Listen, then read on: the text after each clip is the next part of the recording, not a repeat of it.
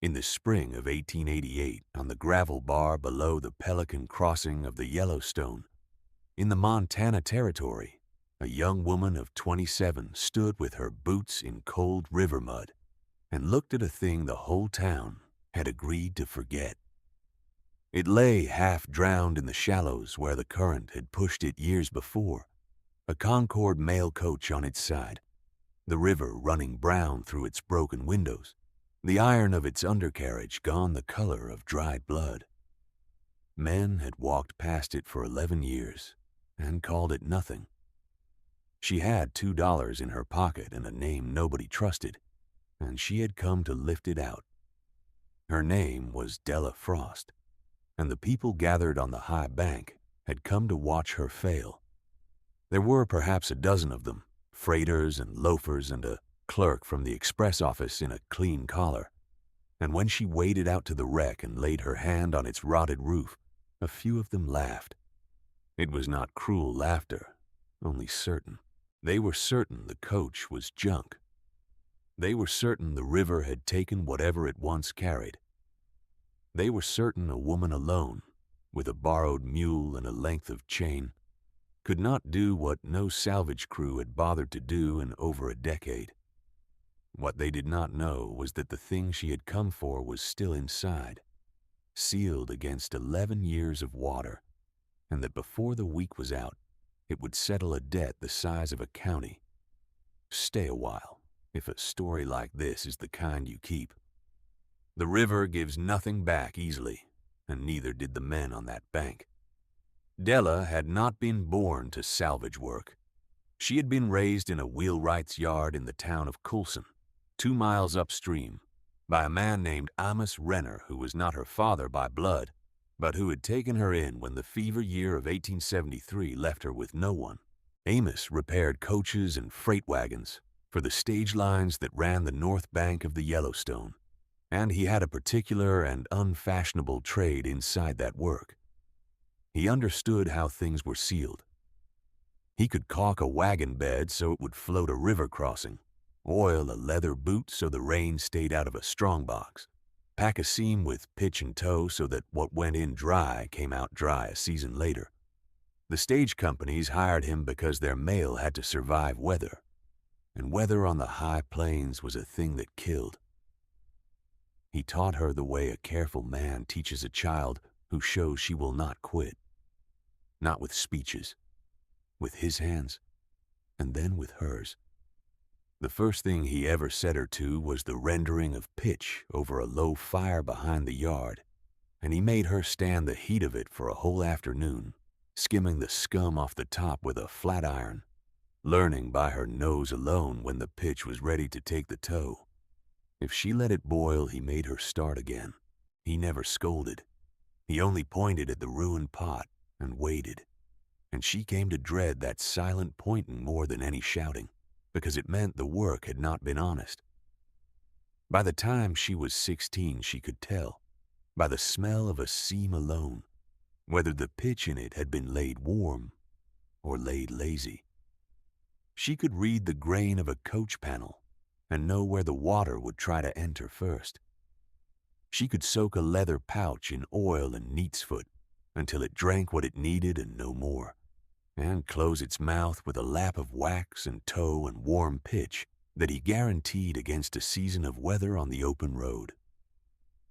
There was one lesson he came back to more than any other.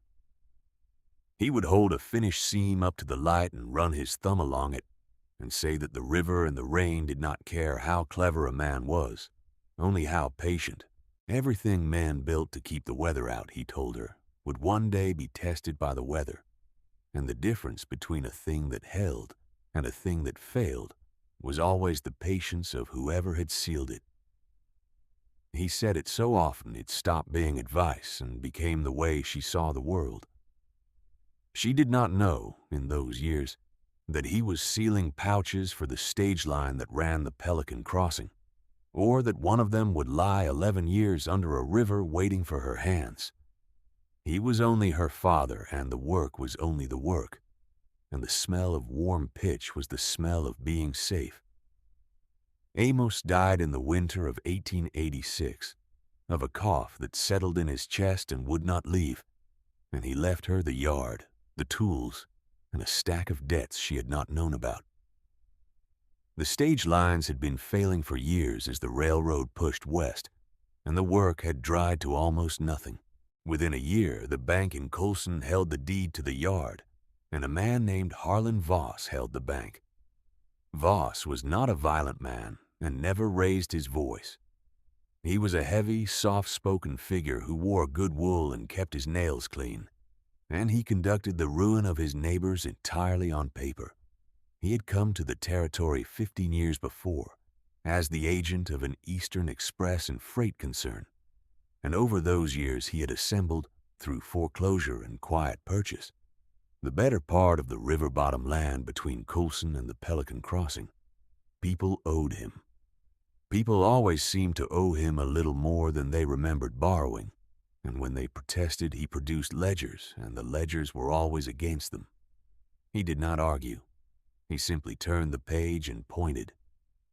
Della had seen him do it once, the spring after Amos died, when she had gone to the bank to ask for time on the yard. He had received her in a clean office with a stove and a clock, and he had been perfectly courteous.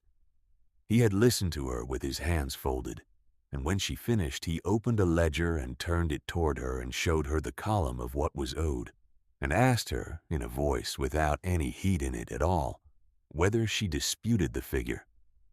She could not. The figure was correct as far as it went. What it left out, she understood only later, was everything that mattered. That was Voss's whole method. He let the paper speak, and the paper said only what he had written on it, and a person standing in front of that ledger felt the ground go out from under them, not because they had done wrong, but because the record said they had, and the record was the only thing the world would believe. The thing that had brought Della to the gravel bar began with one of those ledgers, and with an old man named Eli Sparrow who lived alone in a sod house above the crossing and kept bees. Eli had been a hostler for the stage line in his younger years, the man who changed the teams at the Pelican station, and he remembered the day the coach went into the river. He remembered it because his brother had been driving. It had happened in the high water of 1877. The June rise had come fast off the mountains, snowmelt and 3 days of rain together, and the ford at Pelican Crossing, usually a foot of slow water over packed gravel, had become a brown torrent in a night. Eli had told her how it sounded, the river that morning, a low, steady roar you felt in the ground before you heard it. He had argued with the driver.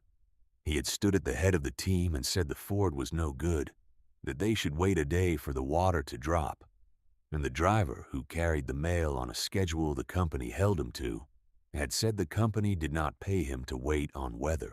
The southbound coach had tried it anyway, carrying mail in a strong box and 3 passengers, and the river had taken the lead team and rolled the coach onto its side and swept it down to the gravel bar where it still lay. The driver, Eli's brother Tom Sparrow, had gone into the water after the passengers and pulled all 3 to the shallows one at a time, and on the last of them he had lost his own footing, and the river had kept him. His body was found a week later, miles down, snagged in a cottonwood sweeper below the Coulson Bend. The passengers lived. The mail and the strongbox were given up as lost, and the company filed the loss, and time closed over it the way the river closed over a sunk log. Eli told her all of it in the flat, careful voice of a man who has said a thing to himself so many times the grief has gone out of the words, and only the facts are left. He had watched his brother drown saving strangers, and then he had watched the company that sent his brother into the water tell the families on the north bank that they had lost nothing, because nothing could be proved. He had carried both of those things for 11 years. Eli, though, had never believed the strongbox was lost the way the company said. He had helped load it that morning, and he knew what was in it, because the station agent had told him to be careful with it. It carried the spring deposits of half the homesteaders on the north bank, gold and territorial scrip and signed deposit notes. The season's egg and butter money and cattle money that the small families sent down to the territorial bank at Miles City because there was no bank closer they trusted. Better than $4,000, Eli said, though he could not swear to the figure. And the records of it. The station agent had kept a manifest, a list of every depositor and every sum, sealed in the mail pouch along with the company's own waybills, because the mail and the deposit manifest traveled together by law. What troubled Eli, across all the years, was a thing he had only understood slowly. After the coach was lost, the homesteaders who had sent money down on it were told their deposits had never been received, which was true, the coach having sunk. They were also told by the company's agent that without the manifest there was no proof any deposit had been made at all, and so the company owed them nothing, and the loss was theirs to carry. That agent had been a younger Harlan Voss, and in the years after, as those same families failed one by one, unable to recover from a season's money lost in a river, it was Voss who bought their land, cheap, through the bank he had since come to own. Eli had said all this to Della on a cold afternoon in her empty yard, turning his hat in his hands, because he had heard she could open things sealed against water and he was an old man running out of time to be believed. He did not have money to pay her. He had a memory and a conviction and the location of the wreck. He believed the manifest was still in the pouch. He believed the pouch had been sealed by a man who knew his trade, because the company's pouches on that line had been treated in a wheelwright's yard in Coulson by a man named Amos Renner, who soaked the leather and oiled the seams and closed them with a wax and pitch lap that he guaranteed against a season's weather.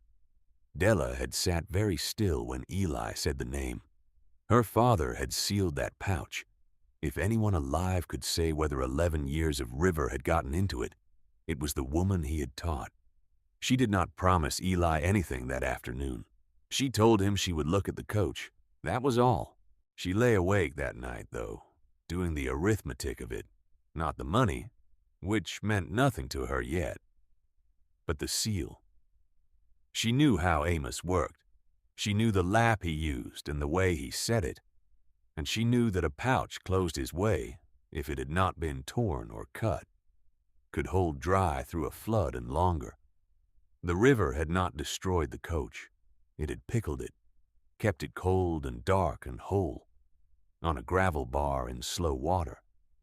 If the pouch was where Eli said, and if it had not been forced, then the manifest inside might be as legible as the day the station agent sealed the flap. That was the loop she could not stop pulling.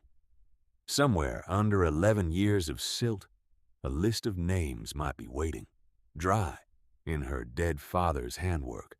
She went to the county clerk first, because she had learned from Amos that you do not lift a thing out of the water until you know whose it is. The coach and its contents, the clerk told her, had been written off by the express company in 1878 and never reclaimed. Abandoned property. Whoever raised it owned it, salvage law being what it was on the river.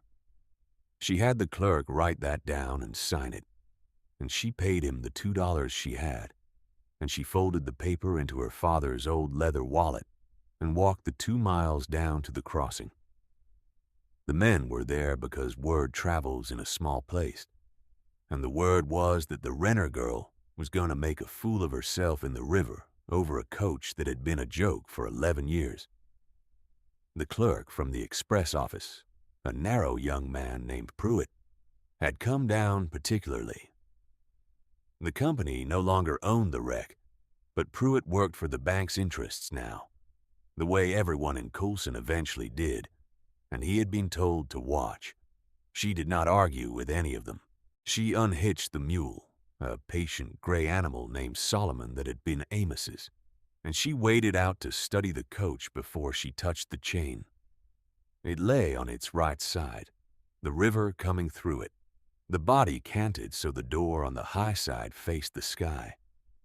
The wood was black and soft in places, the iron deeply rusted, the leather of the boot, the rear compartment where the mail and baggage rode, half buried in gravel and silt.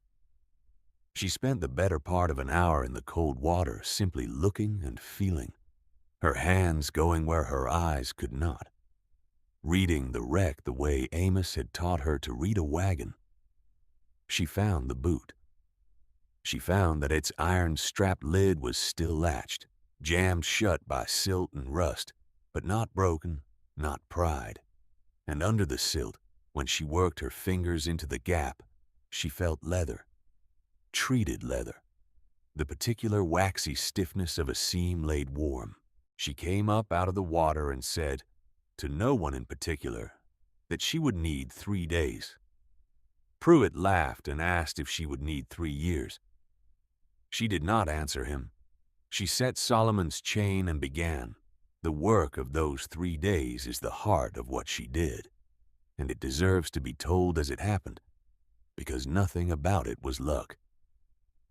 The coach weighed more than half a ton, waterlogged, and the gravel had taken it the way wet sand takes a foot. She could not simply drag it. She had learned from Amos that you do not fight a heavy thing's whole weight at once. You take it in parts. You break the grip of the ground before you ask the animal to pull. On the first day, she dug.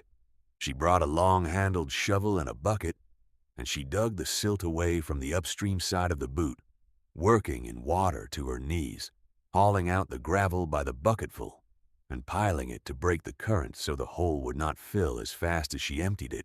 The water was snow-melt cold, and it numbed her legs within the hour, and she learned to come out and stand in the sun every little while to get the feeling back, because Amos had told her once that a numb hand makes a careless one. She dug a channel to let the river help her, angling it so the current carried the loosened silt away downstream instead of settling it back into her hole, and the men on the bank watched her use the river against itself, and grew quieter as the morning wore on. They had expected her to fight the river. They had not expected her to put it to work. By midday, she had found the lower iron strap of the boot, and she cleared along it with her fingers, reading the metal, finding where the rust had eaten it thin and where it still held sound. By dusk, she had the boot half clear, and her hands were raw inside her wet gloves, and the skin of her knuckles had split in 2 places, and Solomon, the patient gray mule, had not yet pulled an ounce. She wrapped her hands that night by the fire and did not complain of them, because there was no one to complain to, and because the work was not yet half done. On the second day, she rigged. She did not have a salvage crew's tackle. She had Amos's chain, a length of inch hemp rope, 2 iron pulley blocks from the yard, and the trunk of a cottonwood on the bank thick enough to hold. She built a purchase, threading the rope through the blocks so that Solomon's steady pull was multiplied 3 and 4 times over, and she set the chain not on the rotted body of the coach, which would have torn away like wet paper, but around the iron axle, the one sound bone in the whole carcass. She worked into the afternoon getting the angle right, lying in the cold water to pass the chain under the axle and back, because she knew that a pull in the wrong direction would only drive the wreck deeper into the gravel it had settled in for 11 years. She wanted to roll it upright first, onto its wheels, and then walk it up the bar in stages, the way a man walks a heavy stove across a floor, a little at a time, never lifting the whole weight at once. Eli came down on the second day and sat on a stone above the waterline and watched.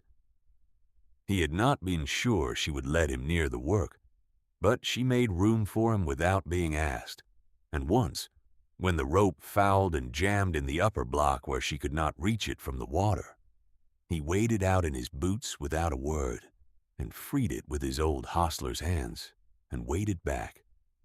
She nodded to him. He nodded back. That was the whole of it. An alliance does not always need words, and between 2 people who had each lost the man who taught them, there was less that needed saying than a stranger might think. He stayed until dark, and before he left, he told her one thing she had not known, that the strongbox had been braced forward in the boot, lashed against the front wall so it would not shift on the road, and that whoever had loaded the mail that morning would have packed the pouch in beside it, high and dry against the same wall. She thanked him for that. It told her where to look. On the third day, she pulled. She started Solomon at first light before the loafers came, talking to the mule low and steady the way Amos had, never hurrying him, letting him lean into the collar and find the weight by feel. The rope drew tight and hummed, and the cottonwood she had anchored to creaked, and for a long moment nothing moved at all, and she stood in the cold water with her hand on the chain, feeling for the first give. Then the coach came up out of the gravel with a long, sucking groan that she felt in her teeth, the river releasing 11 years of its grip all at once, and it rolled, slowly, onto its wheels, and the water poured out of its windows in brown sheets and ran back to the river it had come from. She stopped Solomon and let him blow. She checked every part of the rig before she asked for another pull.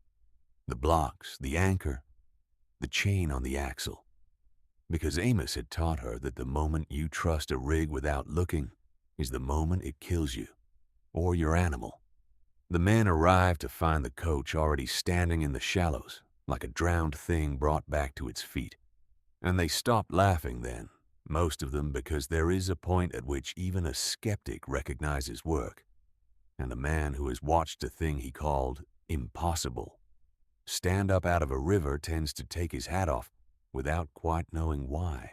She walked it up the bar a foot at a time, resetting the purchase, resting the mule, through the whole of that third morning, until the coach stood at last clear of the water on the dry gravel, streaming, ruined, and whole.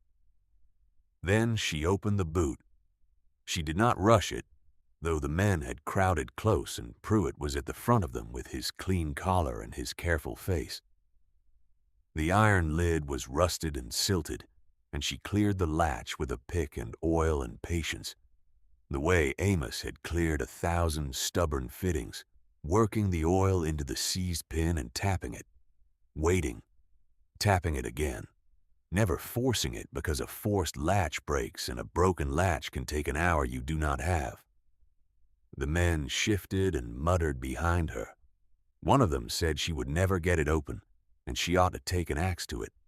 And she did not turn around, and she did not answer. And she went on working the latch the slow way. When the latch gave at last, it gave all at once, with a small dull sound, and she lifted the lid slowly on its corroded hinges. The smell came first, cold and old and dry. Not the smell of the river, the smell of a sealed place that the river had never reached. Inside the iron-strapped boot, packed in the silt-free dark, lay the mail. Canvas sacks gone stiff and stained but whole, and beneath them, wedged against the forward wall where a careful hand had braced it, the strongbox, its lock intact, and lying across the strongbox in its oiled leather pouch with the company's stamp pressed into the flap, the mail pouch her father had sealed 11 years before. She lifted it out with both hands. It was heavy and stiff, and the wax and pitch lap along its mouth was unbroken. She turned it in the light and found, pressed faint into the corner of the leather, a maker's mark she knew better than her own name. The small crossed-wheel stamp Amos Renner had set into every pouch that left his yard. She stood on the gravel bar with the river at her back and the dead man's work in her hands, and for a moment she did not trust herself to move. Then she carried it up the bank, past the silent men, and she did not open it there. She had thought about this. A thing of this weight should not be opened in a crowd of men who served the bank. She asked Eli, plainly in front of all of them, whether he would walk with her to the county clerk's office in Coulson and stand witness while it was opened by a county officer. Eli stood up off his stone and said he would. And Pruitt, who had come to watch a woman fail, went instead, quickly on a fast horse, back toward the bank. What he carried back to Harlan Voss was not a thing Voss could turn a page against. The opening of the pouch happened the next morning in the clerk's office in Coulson, with the county clerk and a justice of the peace present, and Eli Sparrow and 4 of the homesteading families that Eli had thought to send word to overnight, and Della. The justice cut the seal himself at her request, so that no one could say her hands had touched what was inside before a witness saw it. The wax and pitch lap resisted his knife the way good work resists time, and when it parted, the leather opened stiff and dry, and the papers inside were dry. They were dry. 11 years in a river, and the manifest was as readable as the hand that wrote it. It was all there.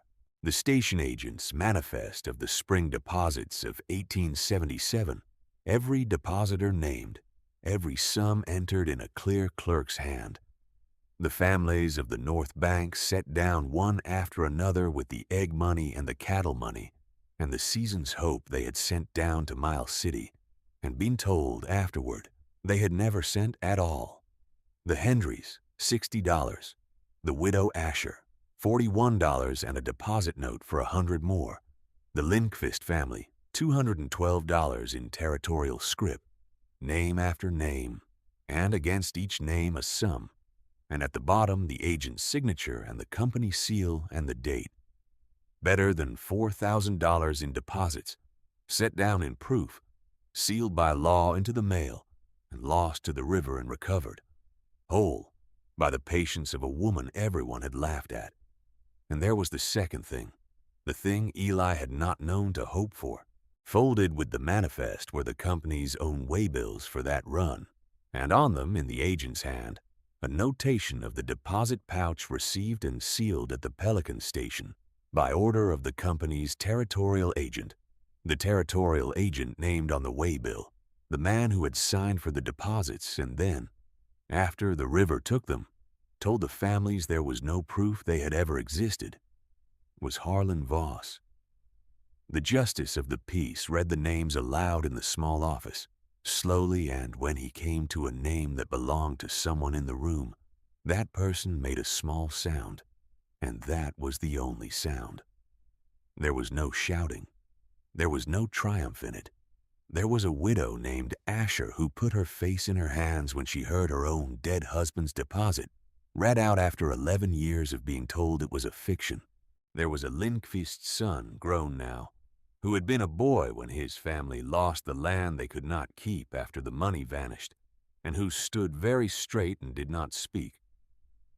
The wrong in that room was old and large, and the proof of it was a stack of dry paper in a dead wheelwright's pouch, and Della Frost had brought it up out of the river with a mule and a length of chain and 3 days of work. She did not say, "I told you so," because she had told no one anything. She had only done the work and let the work speak. That, too, was a thing Amos had taught her, though he had never put it in words. What followed took the better part of a year, and it took the shape not of revenge but of repair, which is a slower and a harder thing. The manifest, once entered into the county record, was a legal instrument. It proved that the deposits had been made, that the company had received and sealed them, and that the families named had a claim that had never been extinguished, only buried. The express company that had taken the deposits no longer existed under its old name, but its successor in interest did, and its successor in interest, it emerged, was the very freight and banking concern through which Harlan Voss held the river-bottom land. The debts the families had been told to carry, the debts that had cost them their farms, traced back to a loss the company itself was liable for, because the company had received the money and failed to deliver it, and then denied it had ever been received at all. Della did not bring the case herself.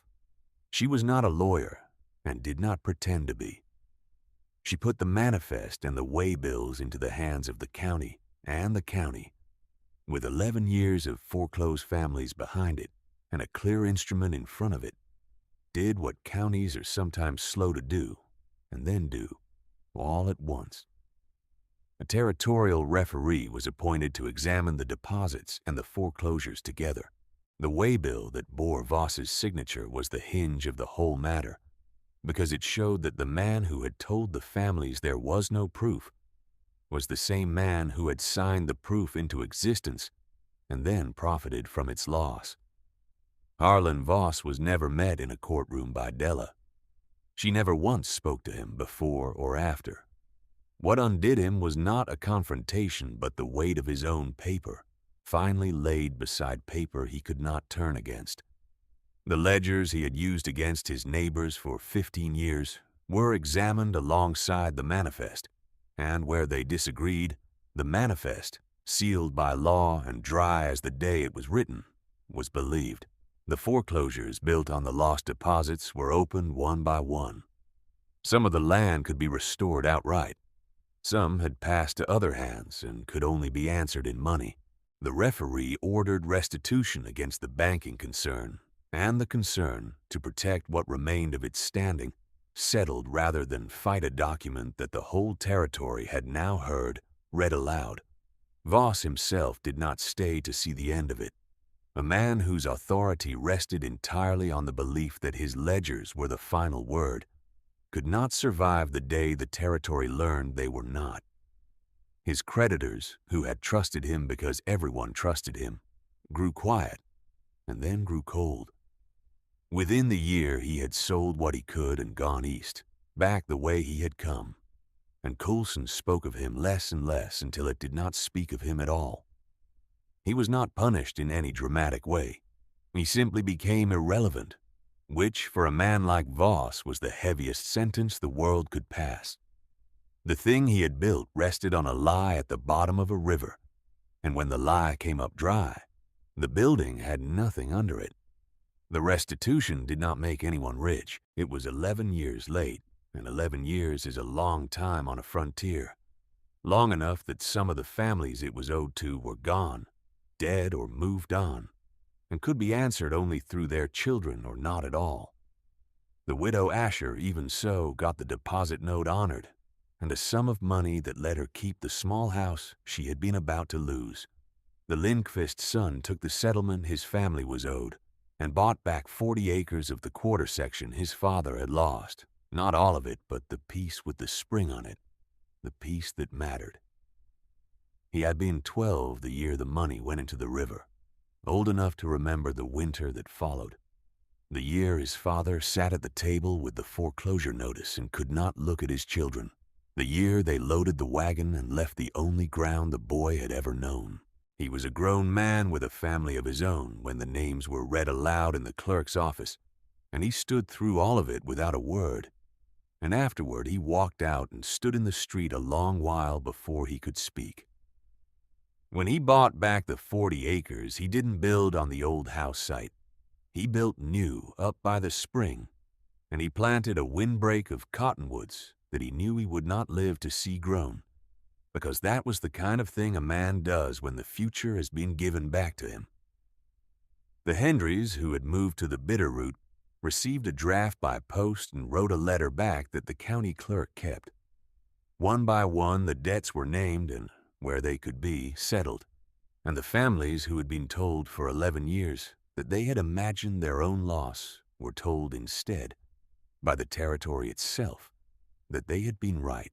Della took nothing from the settlement for herself, beyond the salvage value of the coach, which she had owned by law from the moment she raised it.